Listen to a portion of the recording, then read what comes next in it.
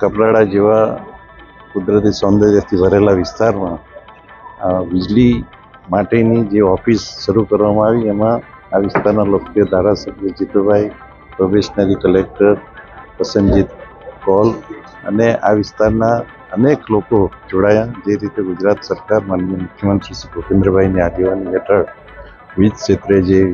સમગ્ર ભારતમાં નંબર 1નું સ્થાન ધરાવે છે, એમાં પવન ઉર્જા, સોલાર ઉર્જા અને સાથે સાથે આપણે ખેતીવાડી કનેક્શન હોય કે દિવસે વીજળી આપવાની હોય, સમગ્ર ગુજરાતમાં આજે 95% ગામોમાં દિવસે વીજળી આપવાની શરૂઆત થઈ છે. એના લીધે ખેડૂતોને જે પશુઓથી જાનહાનિ થતી હતી એ પણ બંધ થઈ છે અને ખેડૂતો પાણીનો બગાડ થતો પણ અટકાવી શક્યા છે. આવા અનેક કામો જે રીતે માનનીય મોદીજીએ RDSS સ્કીમ મારફત સમગ્ર ભારતમાં 3 લાખ કરોડ મંજૂર કર્યા છે, એમાંથી ગુજરાતના પાડે આવતા જે પોર્શન છે એમાંથી વલસાડ જિલ્લામાં લગભગ 4000 કરોડ આવ્યા છે અને એના લીધે આ વિસ્તારની વીજ વ્યવસ્થામાં સંપૂર્ણ રીતે બદલાવ આવશે એ ચોક્કસ ખાતરી છે.